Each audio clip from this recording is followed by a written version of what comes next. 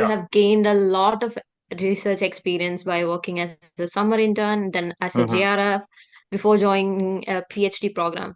So, can you Yeah. guide us on how to obtain such great research opportunities? How did you come about all of I this? mean, you have to sort of continuously keep looking, right? I mean, these were not positions sort of that I got through just having contacts. Uh, for example, the position that I got for my summer internship at in Indian Institute of Chemical Biology in Kolkata, they have a summer internship program. So in our third year in our classroom, we were just talking about, hey, summer is coming up. We have had our first year summer break. We goofed around. We had a lot of fun. We had a second year summer break, goofed around, a lot of fun.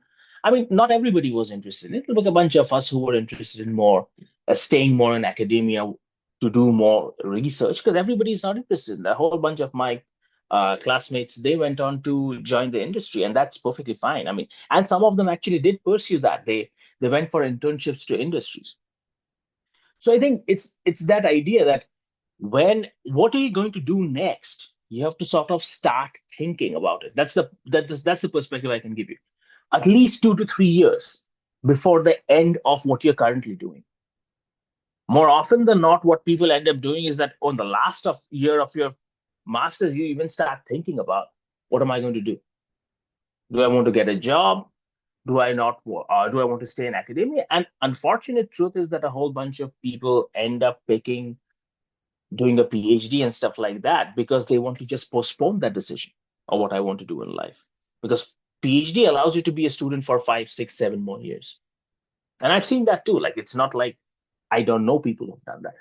So my point is, you have to just think about it. Once you think about it, and you know, Google is our best friend, right? You just go and search summer internships India, right?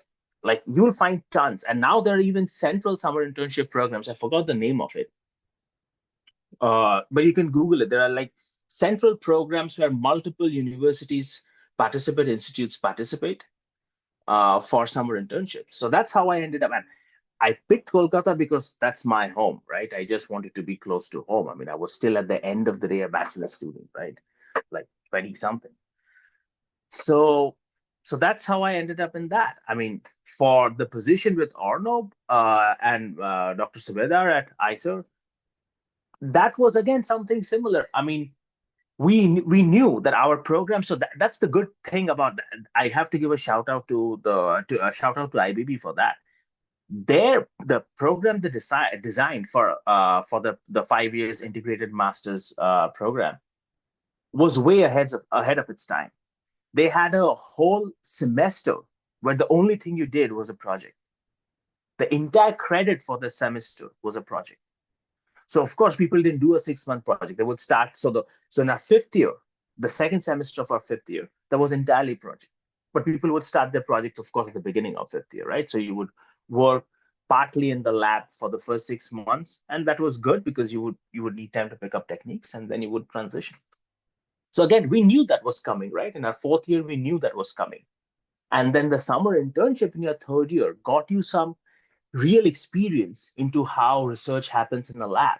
So you had some sort of idea what you liked and what you didn't like. I immediately realized, as much fun and interesting molecular biology is, and I really think it is, I just don't find a lot of fun pipetting. I've always loved animals. I want to work with animals, right? So I wanted to do more behavioral neuroscience. And uh, so that shaped my thought process towards what I wanted to do. So that's what I started to look around about, like, where can I find uh, a lab that would allow me to do neuroscience? And I still remember it today. My very rudimentary idea was that if you look at a neuron has dendrites, so kind of projections on which inputs come in, and axons, which is through which the neuron sends out outputs, right? So if you look at any cell in a basic biology book, a cell looks round or slightly like a rounded square, whatever. But neurons have polarity. One end is dendrites, one end is axons. How does this polarity develop? This was my very basic question. That's what I was asking around. So inside University of Pune, the National Center for Cell Sciences shares a campus inside the University of Pune. So I just went and looked at people's profiles who does something even remotely similar. I found Professor Joby Jacobs, who studies cell polarity, but not in neurons specifically. So I went to him. He said, very cool, you're interested in that, but I know a good friend of mine. He's starting a lab at ICER Pune. And like I said, ICER Pune had just started. It was very small at that point, and they were looking for people. So I went there, Arno, and that's what Arno works on. Arno works on axon guidance, how axons find other neurons. That's sort of the second step after polarity. Right?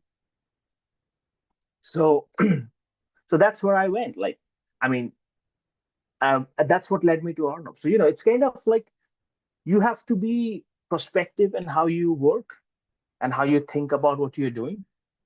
And and the second thing that retrospectively I think about is that the big advantage of doing internships and projects and actively seeking them out is that you get to see what you're studying in your degree program. What is the utility of studying that, right? Like a lot of us study differential equations, a lot of us study linear algebra in school and university. I mean, until I started my postdoc, I didn't need to use differential equations or linear algebra. I did a bit in my PhD. But if I had that research retrospectively, if I had gone to a lab that was even more systems neuroscience, more neurophysiology at that point, I would have had an immediate idea of why I need to pay more attention to. So I did great in my degrees, but I immediately sort of forgot about all of the information I learned because I never applied it. So that's the other big importance of doing these internships. You get to see what you learn, what is the utility of that knowledge. Because knowledge without application, you will not be able to retain, because our brain is like a like a storage. It has limited capacity, and you will only store things that are immediately relevant to you. And this is not like, I mean, this is just what happens to everyone. And if there's no immediate relevance of it, you're not going to store that information. You're not going to understand the utility of that information. And if we don't understand utility, we don't find motivation to incorporate that information in our book of knowledge in our heads. So this is kind of like on a broader retrospectively what I can tell you about why it's important to do that. But the way to do that is not very complicated. It's pretty straightforward. You just have to think and look and start Completely, writing. yeah. Start writing. I completely agree when you said the thing about your theoretical knowledge being applicable, and you will only understand that if you actually actively Yeah, seek opportunities.